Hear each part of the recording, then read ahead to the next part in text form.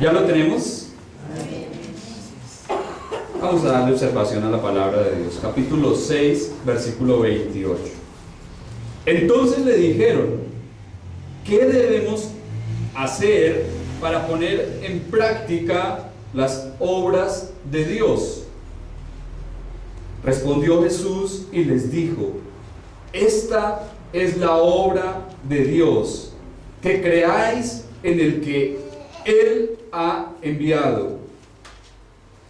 Le dijeron entonces: ¿qué señal pues haces tú para que veamos y te creamos? ¿Qué obra haces?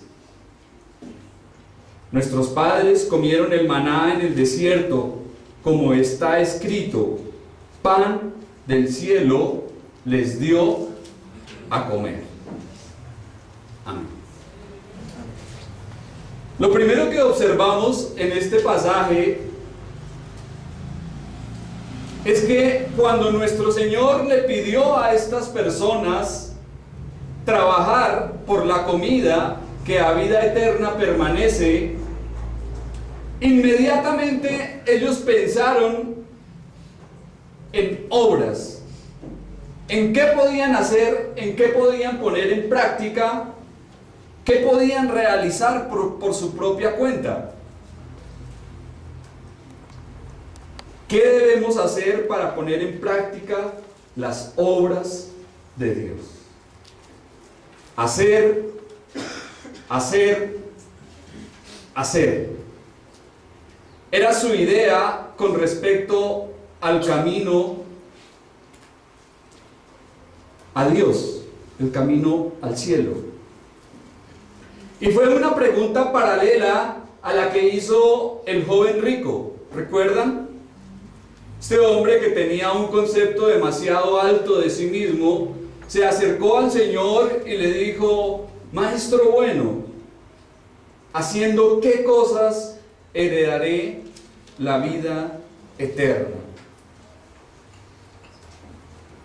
También fue semejante a lo que le dijo el carcelero de Filipos al apóstol Pablo. ¿Recuerdan cuando ellos estuvieron allí en la cárcel? Y este carcelero pensó que los presos se le habían ido y le dijo a los apóstoles del Señor, a Pablo, le dijo: varones, ¿qué debo hacer para ser salvo? Y siempre está eso en la mente de las personas: ¿qué bien haré para heredar la vida eterna? También vemos que esto siempre era lo que buscaban los fariseos y los escribas. Ellos hacían proselitismo religioso, oraban, leían las escrituras, los escritos sagrados, diezmaban,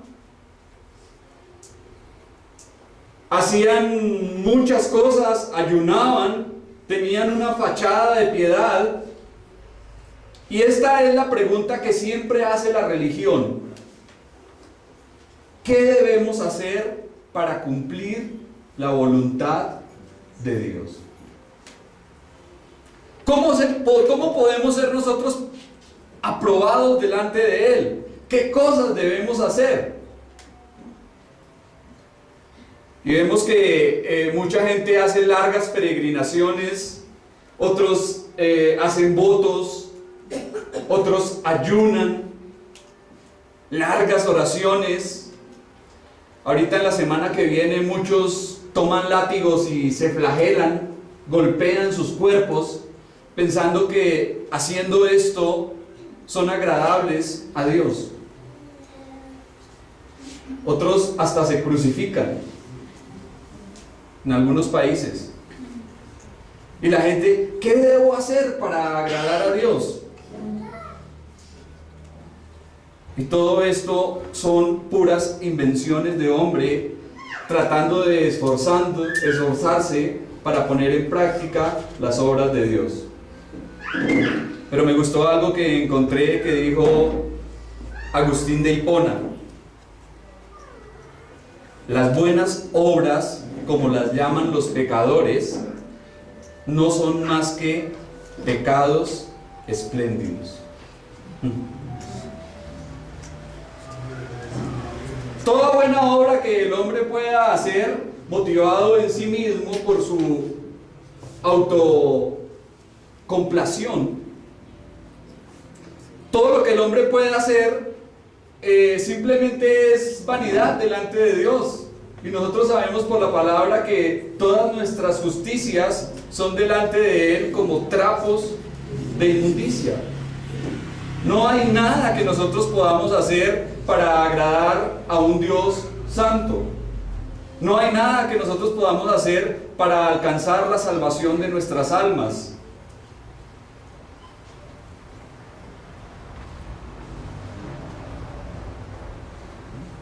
Sin embargo, a menudo observamos la insistencia de muchos tratando de ganar su entrada al cielo. Muchas personas piensan en lo que pueden hacer para ganar su salvación. Y esto, todo lo que tenga que ver con esto de las buenas obras, para muchos es agradable, porque allí encuentran una base para vanagloriarse. La mente carnal no es capaz de aceptar el pensamiento de un regalo inmerecido como lo es la gracia de Dios. Entonces está siempre dispuesta a querer hacer algo. Y siempre vamos a encontrar personas preguntando: ¿qué debo hacer? ¿Qué debo hacer? ¿Qué tengo que hacer? Enuméreme una lista y voy a tratar de cumplirlo. Voy a tratar de hacerlo. Siempre habrá personas buscando eso. Los hombres que vemos aquí, con los que estaba hablando nuestro Señor Jesucristo, estaban intrigados, pero todavía estaban en tinieblas con respecto al camino a Dios. Su única idea era la de el viejo camino de la justificación propia. Al escuchar trabajar por el alimento que perdura, sus conciencias fueron conmovidas. Entonces dijeron: debemos hacer algo, vamos a intentarlo. Queremos trabajar, esforzarnos en hacer buenas obras agradables a Dios, que concuerden con su voluntad. Aquí, como en otras ocasiones, la gente no comprende las palabras del Señor. Aunque la pregunta ¿qué debemos hacer? Sea una lánguida expresión de un sentimiento religioso, podemos notar que ya es un avance. En muchos casos, este ¿qué debo hacer? Ya es un avance. ¿Recuerdan cuando Saulo de Tarso iba por el camino hacia Damasco y le ocurrió algo hermoso? ¿Qué le pasó? Tuvo un encuentro ¿con quién? Con el Señor Jesucristo. Y este hombre le dice al Señor: ¿qué debo hacer? ¿Qué quieres que yo haga? Le hizo la misma pregunta: Señor, ¿qué quieres que yo haga? Entonces, en algunos casos, ese ¿qué quieres que yo haga? Ya es un despertar espiritual. Podríamos decir que se trata como del primer latido espiritual del hombre, como el momento en el que su conciencia empieza a vivir. Entonces, por eso no debemos despreciar a nadie que en algún momento nos haga esta pregunta, y debemos, por el contrario, tratar de guiarle en el camino del Señor. Y cuando alguien nos diga ¿qué debo hacer para ser salvo?, entonces nosotros le debemos responder: cree en el Señor Jesucristo y serás salvo tú y tu casa. Esta pregunta dio comienzo a uno de los hermosos sermones que encontramos en los evangelios. Un sermón muy especial y extraordinario narrado aquí. Pero es triste, mis hermanos, ver que todavía hay muchos cristianos, entre comillas, que no tienen claro este punto. Todavía hay muchos que dicen, ¿qué debo hacer para ser salvo, siendo cristianos? ¿Será que si repito una oración puedo llegar a ser salvo? ¿Repitiendo una oración me puedo salvar? ¿O será que si me arrepiento, dicen algunos, si el Señor me da la licencia, si el Señor me concede el poderme arrepentir antes de morir, de pronto le perdone, de pronto sea salvo? Yo me he encontrado con muchos cristianos que hablan de esta forma. Y si todavía están diciendo, ¿qué puedo hacer para ser salvo?, es porque seguramente no han podido creer en las palabras del Señor, porque todavía no le han conocido, porque no han sido salvos, porque no han nacido de nuevo y porque no han experimentado esa regeneración que se debe producir para ver y para entrar en el reino de Dios. Entonces, si un cristiano, alguien que es cristiano, digamos profesante, entre comillas, pregunta, ¿qué debo hacer para ser salvo?, es porque no ha creído en Cristo. Es así de simple, es así de sencillo. Usted no puede hacer algo diferente aparte de creer en el Señor y de depositar en Él su absoluta y plena confianza, toda su fe. Versículo 29. Respondió Jesús y les dijo: esta es la obra de Dios, que creáis en el que Él ha enviado. El Señor responde en concordancia a la mentalidad de estas personas. Pedían algo que hacer, debían saber que lo primero que Dios deseaba que hiciesen era creer en su Hijo, el Mesías enviado, a quien tenían enfrente de ellos. La única obra aceptable para Dios que un hombre puede hacer es creer en Cristo. Los judíos pensaban en términos de buenas obras, ya que estaban convencidos que se podían ganar el favor de Dios practicándolas. Y para ellos la humanidad se dividía en hombres buenos, hombres malos y los del medio. ¿Qué les parece? Toda la humanidad para los judíos se dividía en hombres buenos, hombres malos y los del medio. Ahora, ¿quién puede justificarse delante de Dios por más buenas obras que haga? ¿Hay alguien que pueda justificarse delante de Dios diciendo: Señor, yo merezco entrar al cielo porque me he portado bien? Ninguno. Nadie. Absolutamente nadie puede hacer eso. Y así es también en el presente. Muchas personas buscan ganarse el camino al cielo mediante las buenas obras, pero les falta primero creer en Jesucristo. La única buena obra que un pecador puede realizar es creer, confiar y tener fe en el Salvador. La palabra creer es clave en el entendimiento de la salvación. Notemos que nuestro Señor cambió el plural de obras. A Él le preguntaron: ¿qué obras podemos hacer? Y Él dijo: pueden hacer una obra, una sola. Hay una sola obra que a Dios le agrada que el pecador haga. ¿Y cuál es esa obra? Creer en Jesucristo. Estar en Él, tener una relación íntima y personal con Él. No se trata de teología ortodoxa sobre el Señor. Una cosa es saber sobre el Señor y otra muy distinta es conocerle a Él. Una relación con el Señor siempre está por encima de cualquier expectativa religiosa y de cualquier buen comportamiento, por ético que sea.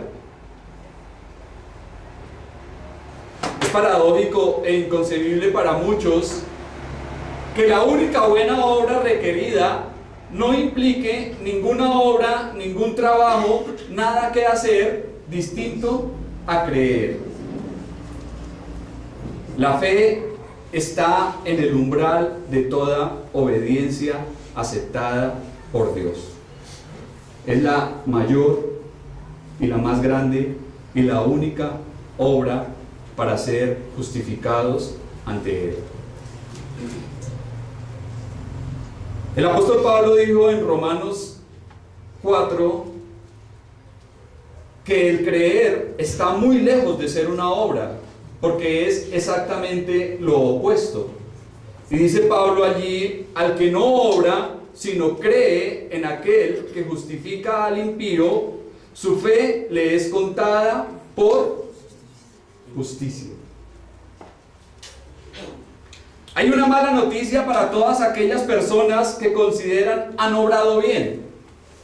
Y es, si no han podido creer en el Señor Jesucristo, todo lo que han hecho, lo han hecho mal.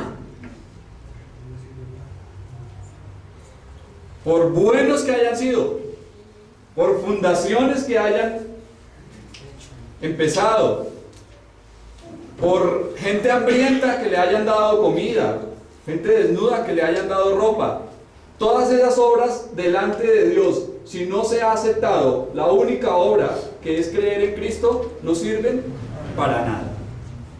No sirven de nada. Es imposible complacer a Dios por fuera de su Hijo, su enviado. Algo que debemos observar en este pasaje es la elevada honra que deposita Cristo a la fe en Él. Aquí la gran cabeza de la iglesia declara que creer en Él es la mayor obra y la más elevada de todas. Es la obra de Dios. Creer en Él es la obra de Dios.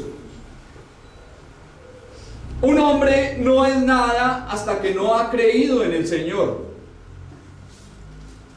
Cuando el Padre ve a un pecador hacer a un lado su justicia propia y confiar simplemente en su Hijo amado, se complace mucho. Benditos los que creen. Muchos sabios y brillantes de este mundo no han alcanzado a hacerlo. En esta semana falleció, de pronto ustedes observaron por noticias, un hombre a quienes los científicos consideraban como la mente más brillante de este siglo. El señor Stephen Hawking. Y decían que este hombre tenía un conocimiento muy profundo en cuanto al espacio, en cuanto a la física, la matemática y la ciencia. Alguien muy brillante en todos esos campos. Pero con respecto a Dios, era un pobre, desventurado, miserable y desnudo. No pudo aceptar que Dios existiera. Siempre lo negó. Se dedicó toda su vida a negarlo. Y apoyaba teorías como el Big Bang y toda esta clase de cosas, y decía que habían varias fuerzas y que en el espacio la suma de todas las fuerzas era igual a cero. Entonces, que si todo eso sumaba a cero, entonces Dios no existía, porque Dios no era nada. Bueno, una cantidad de cosas que uno escuchaba y decía, bueno, al fin de cuentas son puras locuras. Pero para la ciencia era el hombre más brillante. Qué tristeza, ¿no? Qué tristeza. que cuántas personas así han ido a la eternidad sin haber aceptado el regalo de Dios en Jesucristo su Hijo. Quizás nos sintamos nosotros pecadores, pobres y débiles. Lo somos, pero creemos. Eso hace la diferencia. Lo único que podemos estar seguros es que ahora sí creo. Sí. Amén. Esta es la hora que debe estar este hombre dándose cuenta que Dios es real. Ahora sí debe estar creyendo, pero ya es demasiado tarde para él. Quizás fallemos y no estemos a la altura de muchas cosas, pero creemos. El que ha aprendido a sentir sus pecados y a confiar en Cristo como su Salvador, ha aprendido dos de las lecciones más importantes y difíciles del cristianismo. Ha sido enseñado por el Espíritu Santo de Dios. En conclusión, la respuesta correcta a la pregunta ¿qué debemos hacer? ¿Cuál es la respuesta? Creer.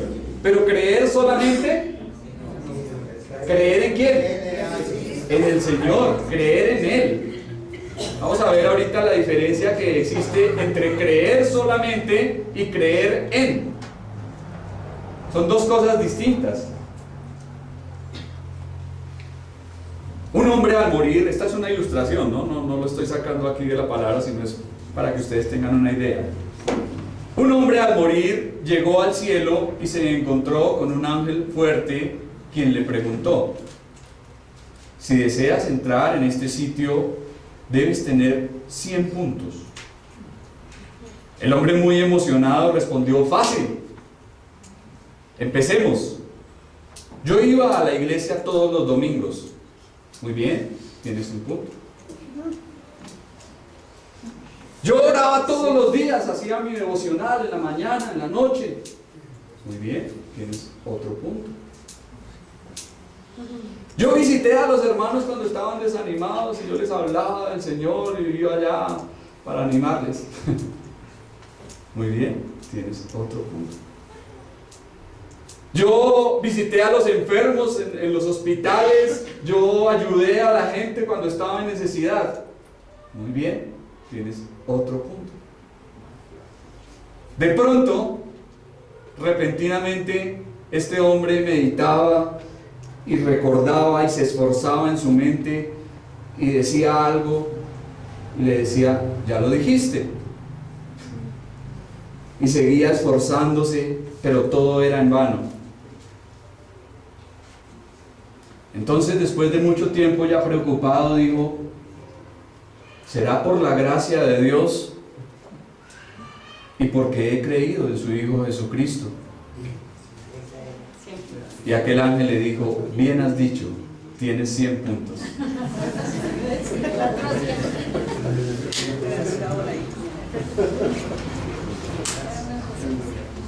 Versículo 30. Le dijeron entonces: ¿qué señal pues haces tú para que veamos y te creamos? ¿Qué obra haces? En este pasaje aflora la incredulidad secreta y no hay nada que deje al descubierto los corazones de los hombres como un llamado a creer en el Señor. Le dicen al Señor: ¿qué señal haces tú? Pero ¿con qué cara estaban pidiendo señal si apenas el día anterior habían visto y presenciado una señal maravillosa como nunca antes vista? Habían visto al Señor alimentando a una gran multitud apenas con 5 panes y 2 peces. Y ahora le dicen: ¿qué señal haces tú? Esto es verdaderamente el colmo. Señor, ¿qué nos vas a mostrar? Pero si apenas el día anterior les había dado de comer a todos y habían quedado saciados, y aparecen aquí otra vez diciéndole: Señor, ¿qué señal nos muestras? Y ese tú es enfático. Es como si le estuvieran diciendo al Señor: ¿quién eres tú para hablar de esa forma? ¿Qué milagrosa prueba tienes tú para mostrarnos? Y evidentemente la pregunta está cargada de sarcasmo y de burla. Otra versión dice: ¿qué señal vas a realizar para que viéndola te creamos? Realmente están diciendo: para que veamos el milagro que se lleva a cabo como prueba irrefutable de que eres el Mesías, y viéndolo podamos creer en ti. Si eres el Mesías, demuéstranoslo. Demuéstralo. Y este es el lenguaje habitual de un corazón inconverso. ¿Cuánta gente dice: yo para creer tengo que ver? Invierte en el orden de Dios, porque el Señor ha dicho: si crees, verás la gloria de Dios. Pero ¿cuántas personas quieren primero ver para creer? La fe debe venir primero que cualquier cosa que podamos observar. Algo que podemos notar es que hubo un extraño cambio de actitud en estas personas, porque el día anterior eran los mismos que estaban diciendo: en verdad este es el profeta que había de venir al mundo. Y ahora están diciendo: ¿tú qué puedes mostrarnos? Terrible, terrible. ¿Cómo el hombre puede pasar de elevar a alguien a llevarlo a lo más bajo? Algo así como pasa en los mundiales de fútbol cuando un jugador hace algo por su equipo y en el momento en que está allí anotando goles o haciendo cosas, está en lo más alto, está en la gloria. Pero un poco tiempo después, cuando no puede rendir, cuando todo está mal, no sirve para nada, que lo quiten, que lo saquen. ¿Se han dado cuenta? Y rápidamente lo llevan de la cumbre al valle. Y así es el hombre, así somos los hombres. La inestabilidad y todas estas cosas demuestran claramente cómo somos. Por eso de ninguna manera podemos confiar en hombre alguno, porque los mismos que un día puede que nos estén aplaudiendo, que nos estén dando un abrazo y hasta un beso, seguramente al día siguiente pueden estar tratando de hacernos daño. Y aquí lo vemos que estaba ocurriendo. Estos hombres ya habían tenido su señal, pero como todo lo que estaba en sus cabezas era que el Señor llenase sus estómagos, entonces no se rendían en proponer al Señor que les diese más. El creamos que aparece en este versículo que acabamos de observar, el versículo 30, ¿qué señal haces tú para que veamos y te creamos? ¿Qué obra haces tú? Es diferente al creáis que aparece en el versículo 29. Ya lo dije, creer en es la fe salvadora. Creer solamente es aceptar algo como verdadero, aceptar que alguien dice la verdad. ¿Creemos en Cristo? Sí. ¿Creemos a Cristo? Sí. Son dos cosas distintas. A es creer que el Señor está diciendo la verdad, y creer en es poner la fe y la confianza en su persona.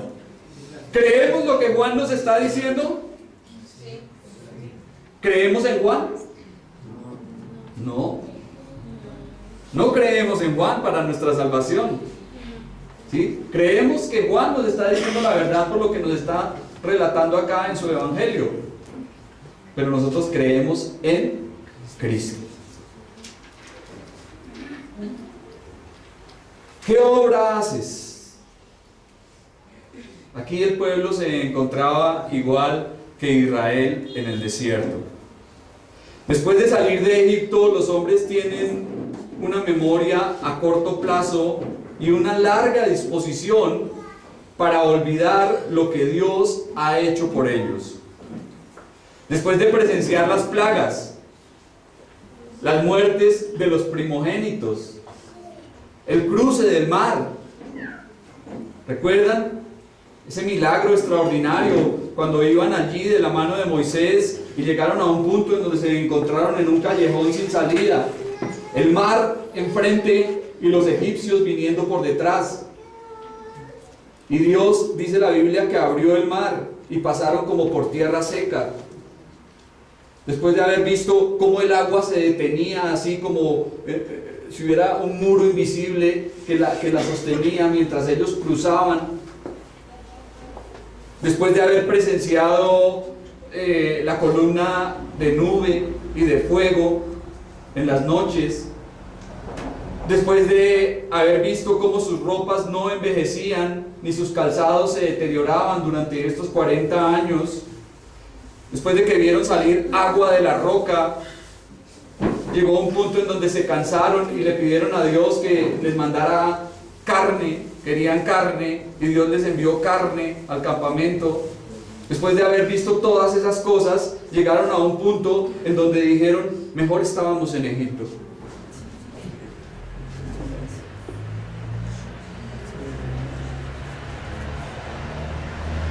Qué tristeza. Y así somos los seres humanos. Así somos los seres humanos. Esta petición de una señal o un gran milagro fue algo habitual durante el ministerio de nuestro Señor. Era algo que formaba parte de la mentalidad judía. Más adelante el apóstol Pablo dirá, los judíos piden señales. Ellos constantemente estaban pidiendo señales. Bueno, ¿qué podemos ver? ¿Qué nos puedes mostrar? ¿Qué puedes hacer? Viven esperando que algo les convenza. Y claramente ellos tenían señales de sobra. El día anterior habían visto cómo el Señor los había alimentado. Y aquí aparecen otra vez pidiendo una señal. Y así es para los incrédulos de nuestra época. Las pruebas abundan por todas partes, pero ellos no están dispuestos a considerarlas. Bien dice el adagio popular que no hay peor ciego que el que no quiere ver. Por otra parte, estas personas estaban dispuestas a honrar a Cristo como profeta y maestro, mas no podían hacerlo como su Mesías y Salvador. Cuando les dijeron que depositaran en Él su confianza, su fe, dijeron no, hasta allá no llegamos. Hasta allá no estamos dispuestos a ir. Siempre será más popular ver al Señor como maestro que como sacrificio y sustituto. Y tampoco podían sacar de sus cabezas el hacer. Por eso le proponen al Señor, bueno, ¿qué vas a hacer entonces? ¿Qué puedes tú hacer? La fe y la confianza siempre deben dirigirse únicamente en la persona de Jesucristo. A menudo escuchamos decir, ese miembro de la iglesia me defraudó, esa persona me estafó, me robó, me engañó.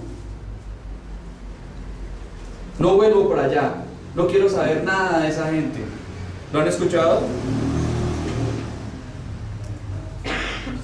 Yo de esos cristianos, de esos evangélicos, no quiero saber nada. A mí no me hablen de eso porque un cristiano de esos me robó mis ahorros.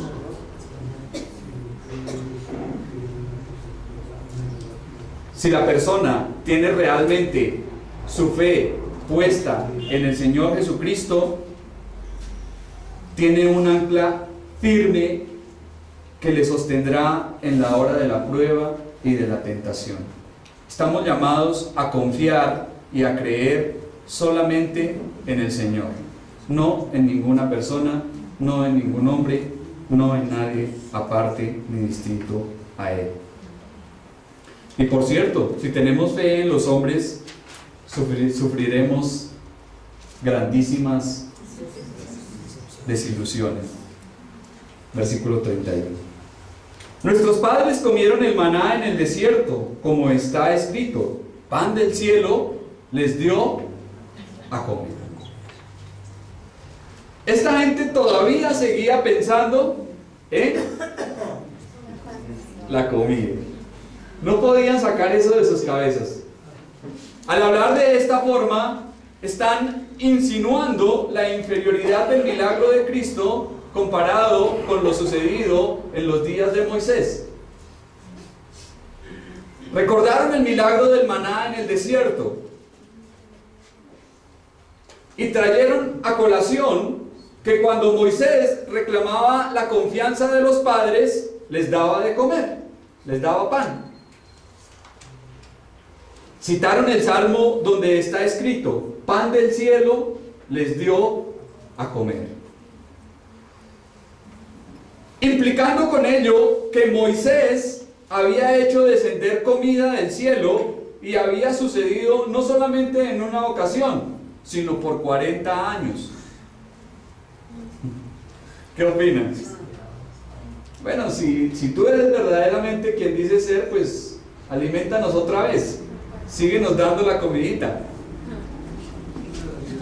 Porque Moisés le dio el pan a nuestros padres y fue durante 40 años.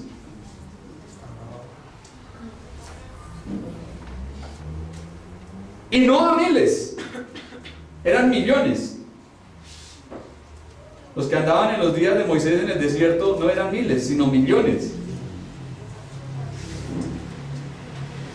Para ellos el Señor no era tan grande, pues solo había multiplicado comida existente y solamente en una ocasión.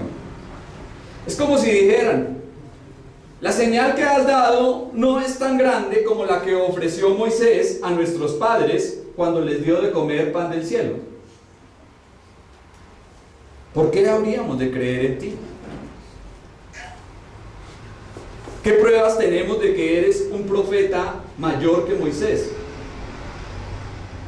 Los rabinos creían firmemente que cuando viniera el Mesías iba a repetir el milagro del maná, el cual se consideraba como la obra cumbre en la vida de Moisés. ¿Y qué equivocados estaban? En el siguiente pasaje nuestro Señor les dirá y les aclarará que no fue Moisés quien les dio de comer pan en el desierto. ¿Quién lo hizo? ¿Quién? Dios. Ellos erróneamente pensaban que iba a venir un super Moisés que repitiera ciertos actos del Antiguo Testamento.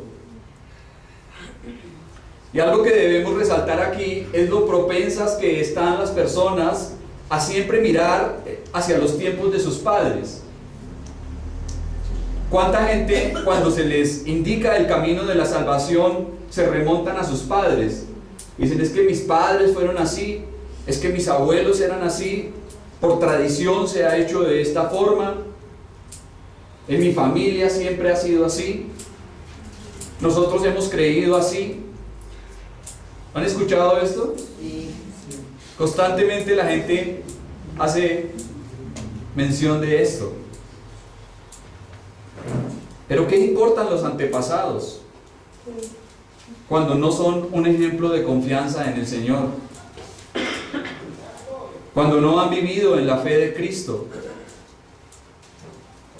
cuando no nos aportan nada bueno para la eternidad.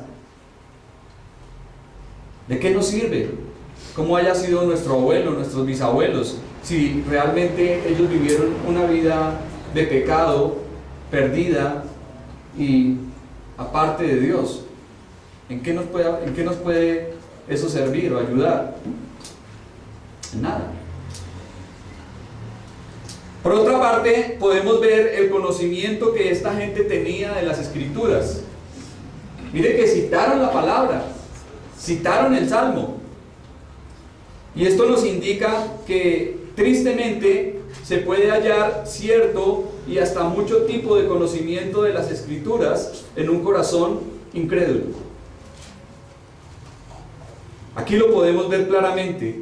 Estos hombres citaban la palabra del Señor, mas no tenían a Dios en sus corazones. Por último, debemos observar que los oyentes del Señor fueron mucho más privilegiados que los oyentes de Moisés en su tiempo. Aunque el maná que caía del cielo fue algo maravilloso y milagroso, no era nada en comparación con el pan verdadero que Cristo ofrece. Y cuando el Señor habla del pan de vida que descendió del cielo, ¿a quién se está refiriendo? A Él mismo, a su persona. Se trataba de Él mismo como el pan de Dios que descendió para dar vida al mundo. Ahora vemos que en los tiempos de Moisés el pan, el maná, saciaba las necesidades del cuerpo. Pero el pan, que es Cristo, sacia las necesidades del alma. El pan que es Cristo llena y satisface. El maná solo era para Israel, mientras que el pan, que es el Señor, es para todo el mundo. Los que comieron pan en el desierto murieron y fueron sepultados. Muchos de ellos se perdieron para siempre. Los que reciben el pan de Cristo se salvarán por la eternidad. Ya tienen vida eterna. Entonces, ¿quiénes son más privilegiados? ¿Los que vieron el milagro de Moisés con el maná en el desierto, o aquellos que estaban escuchando de labios del mismo Señor decir: yo soy el pan de vida? Aún nosotros hoy en día, que podemos abrir la palabra de Dios y mirarla de una manera general y saber que el Señor sigue hablando hoy en día a nosotros. El Señor sigue diciéndonos: el que come mi cuerpo, el que bebe mi sangre, tiene vida eterna. Tiene vida eterna. Yo le doy vida. Yo le resucitaré en el día postrero. Entonces, que el Señor nos ayude, mis hermanos.